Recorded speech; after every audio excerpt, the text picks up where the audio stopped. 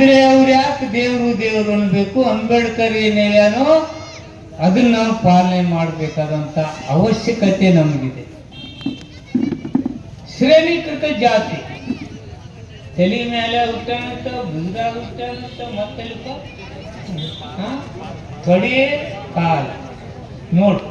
ನೀವು ಯಾವತ್ತೂ ಕೂಡಿಯ ಇರಬಾರ್ದು. ನೀವು ಯಾಕಂದ್ರೆ ನೀವು ಬೇರೆ ಬೇರೆನೇ ಇರಬೇಕು. ಬೆನ್ನಿ ಮೇರಲ್ಲ, ಬೆನ್ನಿ ಮೇರು ಎಷ್ಟು ಸಿಸ್ಟಮೆಟಿಕ್ ಮಾಡಿಟ್ಟಾರ. ಅದೇ ಧರ್ಮದಲ್ಲೇ ನಾವು ಅಧಿಕಾರ ತಗೊಂಡಿದ್ದೀವಿ ಅಂತಕ್ಕಂಥ ಅದೇ ಧರ್ಮವನ್ನು ಹೆಸರನ್ನು ಹೇಳಿ ಇವತ್ತು ಅಧಿಕಾರಕ್ಕೆ ಬಂದವ್ರಿಗೆ ಹಿಂದುಳಿದ ಜನಾಂಗದವ್ರು ಏನನ್ನು ಹೇಳ್ಬೇಕಂದ್ರೆ, ಅಂಬೇಡ್ಕರ್ ಅವ್ರು ನನಗೂ ಒಂದು ಮಿಷನ್ ಗನ್ ಕೊಟ್ಟನು, ಯಾವನು ಬೇಕಾದ್ರೂ ಉಡಾಯಿಸಬಲ್ಲೆ, ಅಧಿಕಾರದಿಂದ ಕೆಳಗಿಳಿಸಬಲ್ಲೆ ಅಂತೇಳಿ ತೋರಿಸ್ಲಿಕ್ಕೆ ನಿಮಗೆ ಕೊಟ್ಟಂತ ಪವರ್, ಮತದ ಪವರ್ ಉಪಯೋಗ ಮಾಡಿದ್ರೆ ಸಾಕು.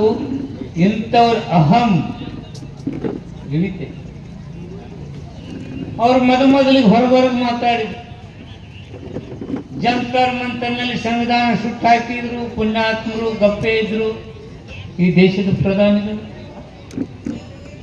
ಅವರೇ ಎಂಪಿಗಳು ಅಂಬೇಡ್ಕರ್ ಮೂರ್ತಿನ ಕಡಿ ಬಿಡ್ತೀವಿ ಅಂತ ಹೇಳಿದ್ರು. ಅವರೇ ಕೆಲವು ಸಂವಿಧಾನ ಕಿತ್ತುಗಿತೀವಿ ಅಂತ ಹೇಳಿದ್ರು. ಅದಕ್ಕೂ ನೀವು ಗಪ್ಪೆ ಇದ್ರಿ.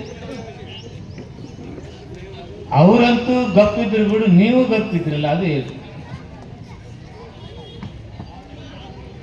ಅವ್ರು ಹೆಂಗೋ ಸಡ್ಲು ಸಿಕ್ತೀವಿ ಅಂತೇಳಿ ಎಲ್ಲಿಗೆ ಬಂದ್ರಂದ್ರೆ ಪಾರ್ಲಿಮೆಂಟಿಗೆ.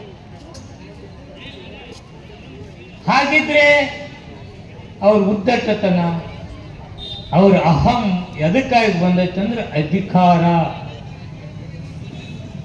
ಈ ಅಧಿಕಾರವನ್ನು ಭಾರಿ ದುರುಪಯೋಗ ಪಡಿಸ್ಕೊಂಡ್ಬಿಟ್ಟಿದೆ.